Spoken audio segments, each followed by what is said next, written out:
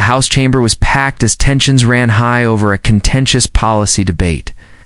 On one side stood Senator Mitch McConnell, a seasoned political strategist known for his cold, calculated demeanor and sharp rhetorical jabs. On the other was Representative Jasmine Crockett, a rising star in Congress, known for her fiery intellect, fearless approach, and no-nonsense attitude.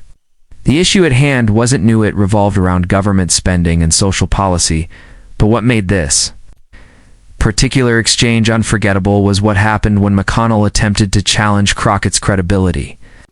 What unfolded next sent shockwaves through the chamber and social media alike. Asterisk. McConnell began his remarks with a tone that was more dismissive than confrontational, suggesting that Crockett, though well-intentioned, lacked the institutional wisdom necessary to grasp the long-term implications of the legislation. It was a patronizing tactic when McConnell had used many times before on younger colleagues, but this time, it backfired spectacularly. Crockett sat still at first, expression unreadable, as McConnell delivered a string of veiled insults wrapped in procedural language. Then, without warning, she stood, adjusted her mic, and began to speak in a calm but precise voice that immediately commanded the room. Asterisk, she started by thanking the senator for his concern, emphasizing the word with a tone that made it clear she meant the opposite. Then, without raising her voice, she launched into a methodical deconstruction of his argument.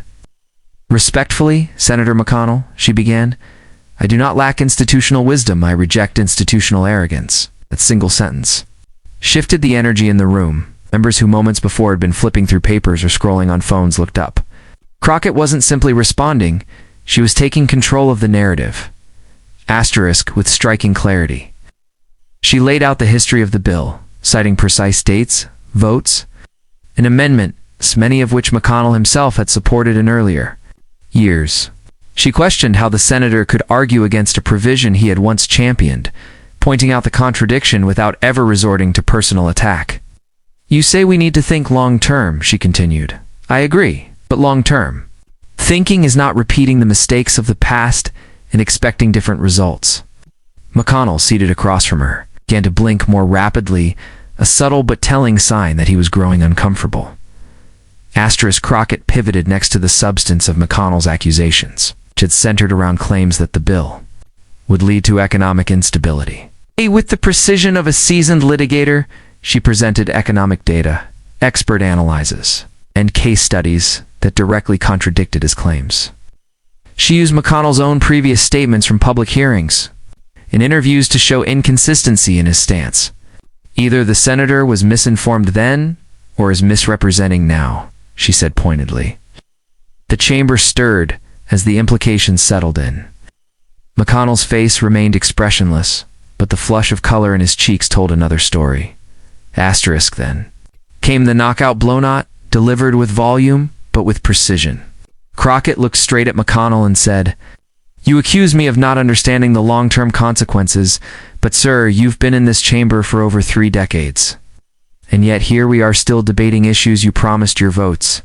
What solved 20 years ago? Silence that followed was deafening. McConnell looked down at his notes, lips pursed, and for a moment, the unflappable Senate veteran seemed unsure of what to say next. Crockett, meanwhile, stood poised and calm, as if this dismantling of power was just another part of her daily routine. Asterisk. Crockett then shifted from statistics to stories naming real constituents from her district affected by the policies under debate. She spoke of veterans denied proper health care, families priced out of housing, and teachers working 2 jobs. These are not just numbers in your spreadsheet, Senator, she said. These are people who believed your promises. Her voice remained measured, but the emotion was unmistakable. It wasn't just about policy, it was about people. And she made it personal, but not petty. Sharp, but not bitter. Asterisk at that moment. Even members from McConnell's own party seemed reluctant to meet his eyes.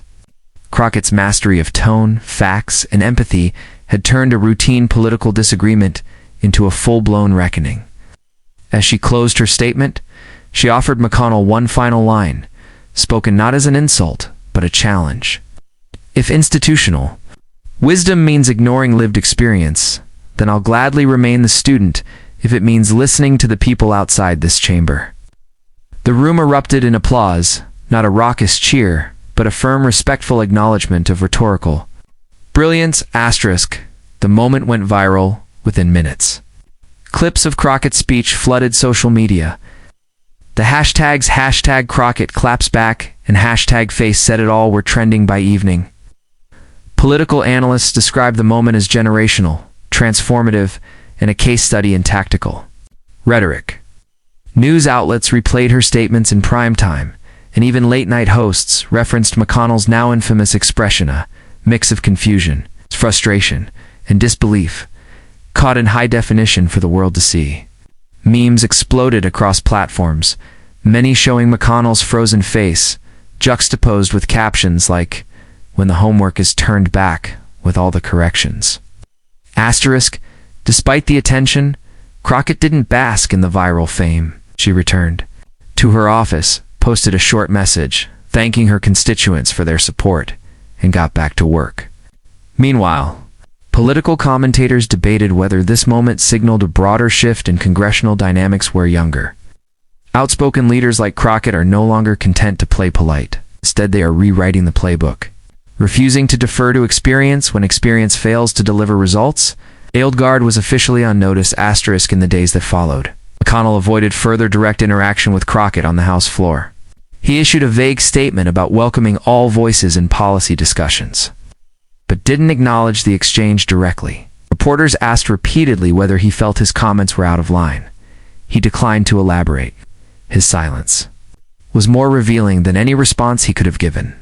Meanwhile, Crockett continued to gain visibility, not just as a rising Democrat, but as a voice that cuts through noise with substance, * in classrooms, civic panels, and political discussion. Forums across the country, Crockett's performance was dissected and admired. Students studying political science analyzed her rhetorical technique. Professors cited her as an example of modern political leadership, articulate, principled, and unafraid. Became a symbol of a new wave of public servants unwilling to play defense when challenged with old tricks. It wasn't just her comeback that resonated, it was the fact that she had done it without stooping to personal attack, relying instead on intelligence, preparation, and moral clarity. * By the end of the week, even some conservative-leaning publications acknowledged the moment's significance. One editorial read, "You may not agree with Jasmine Crockett, but you can't deny she brought the truth and left the chamber changed." And indeed something had changed. The usual rhythms of partisan debate had been interrupted by a performance so surgical, it couldn't be dismissed as emotion or dismissed as political theater. It was a reminder of what happens when preparation meets purpose, when the new generation refuses to sit quietly, when the microphone becomes not just a tool, but a weapon of truth. * And in that defining moment captured in expressions echoed in headlines and embedded in digital history, Jasmine Crockett didn't just win an argument. She rewrote the rules of engagement. And Mitch McConnell, seasoned and strategic though he may be, couldn't hide from it. Because his face said it all.